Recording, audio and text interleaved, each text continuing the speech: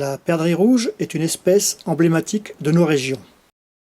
Si vous souhaitez mettre en place des mesures de gestion afin de favoriser son développement, il est indispensable d'en connaître les effectifs. Nous vous proposons pour cela une méthode simple, le dénombrement au magnétophone. Avant tout, il faut lire attentivement le protocole. Si vous ne l'avez pas, rendez-vous sur le site de l'ONCFS. Choisir Découvrir les espèces et leur habitat, puis Protocole de dénombrement,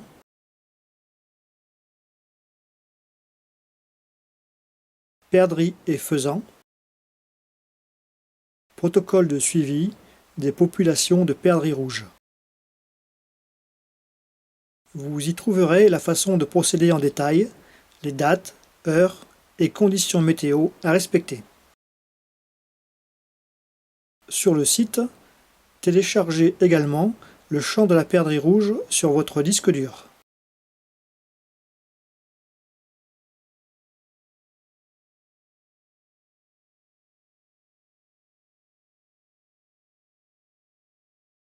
Puis, allez dans votre répertoire de téléchargement afin de le copier.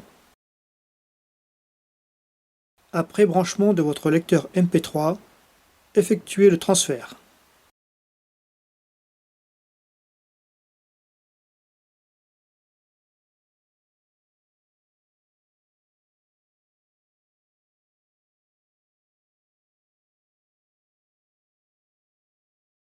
Il faut ensuite préparer les cartes de comptage.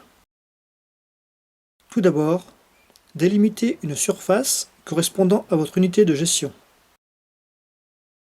Commune entière, société de chasse, propriété privée. Indiquez les secteurs en réserve. Tracez sur la carte l'ensemble des pistes carrossables. À ce stade, vous pouvez transmettre ce document à votre interlocuteur réseau qui se chargera de finaliser les cartes en y plaçant les points d'écoute selon une technique bien déterminée. Si vous avez un grand territoire ou des milieux très différents, on créera plusieurs circuits. On obtient alors une ou plusieurs cartes selon le nombre de circuits, où on insère le tableau de notation. Avant le comptage, il vous faudra préparer le matériel suivant.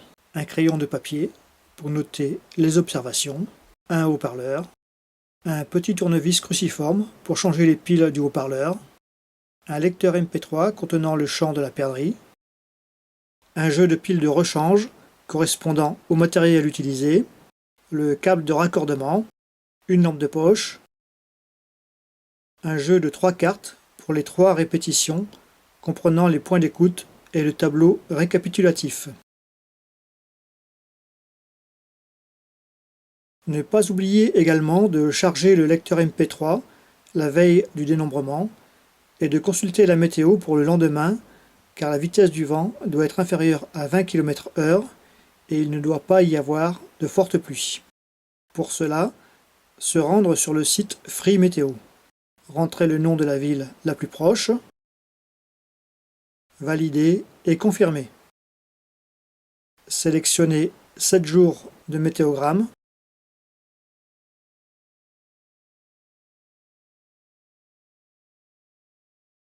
Le 4e graphique indique la vitesse du vent.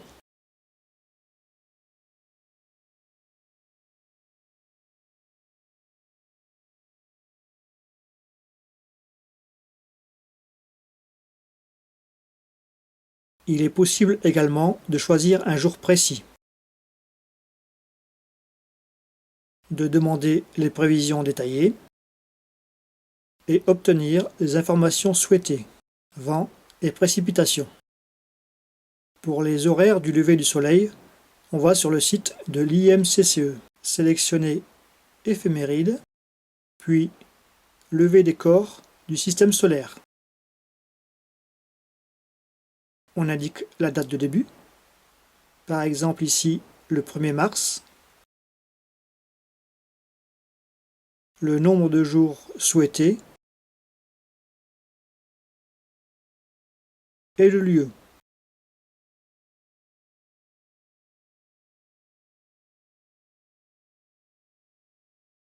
Attention, les heures sont en temps universel. Ajoutez 1 heure en hiver, 2 heures à compter du changement d'heure le dernier dimanche de mars.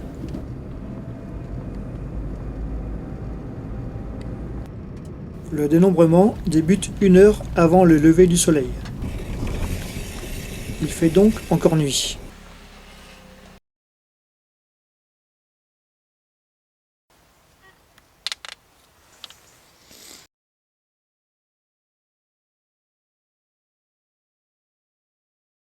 On note la date, l'heure d'arrivée sur le premier point et le nom de l'observateur, en majuscule. On note l'heure d'arrivée sur le point ainsi que le numéro complet du point.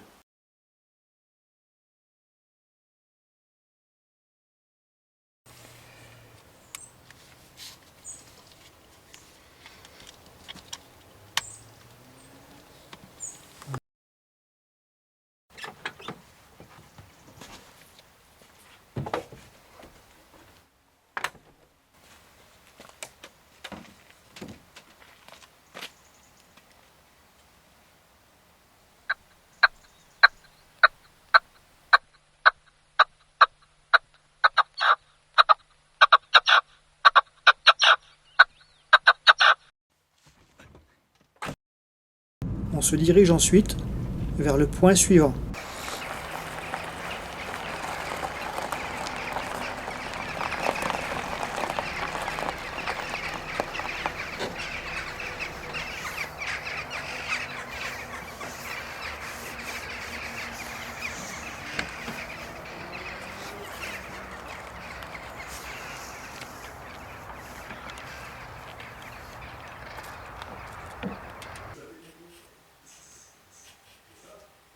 On note l'heure d'arrivée sur le point, ainsi que le numéro complet du point.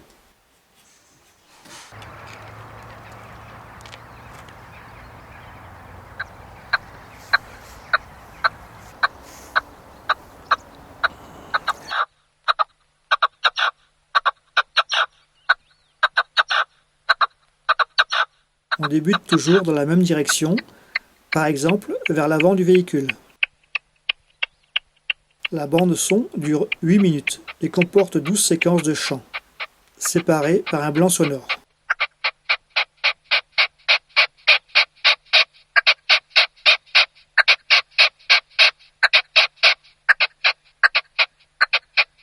À chaque blanc, on pivote d'un quart de tour.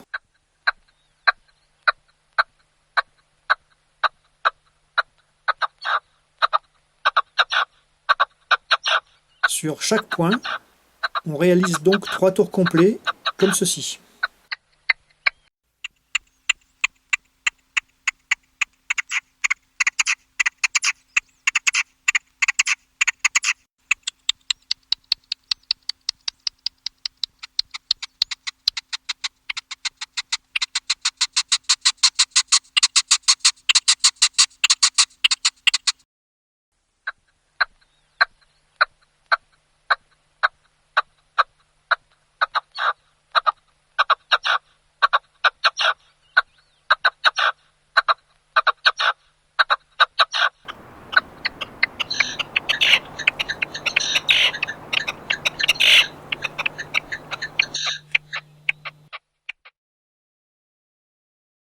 On note ensuite le nombre de chanteurs différents, ainsi que leur position sur la carte, sans tenir compte des oiseaux entendus sur le point d'écoute précédent. Les oiseaux vus qui ne chantent pas ne sont pas notés. Le circuit se réalise en suivant l'ordre des points, de la façon la plus pratique. Lors de la deuxième répétition, on commence par le dernier point pour parcourir le circuit en sens inverse. On note également, lors du premier passage, l'indice de fermeture du milieu. Cela peut également être réalisé lors du repérage du circuit. La détermination de l'indice de fermeture du milieu se fait ainsi. Si, sur le point d'écoute, le champ de vision est limité à moins de 1/3 du paysage, l'indice est égal à 1. Si le champ de vision est supérieur à 1/3, sans dépasser les 2/3 du paysage, l'indice de fermeture du milieu est égal à 2. Si le champ de vision est supérieur aux 2/3 du paysage, l'indice est égal à 3. Dans ce cas, la visibilité est maximale. Lorsque vous avez terminé les suivis, renvoyez le plus rapidement possible les données à votre interlocuteur réseau, par la poste ou par mail. Nous vous souhaitons de bons comptages.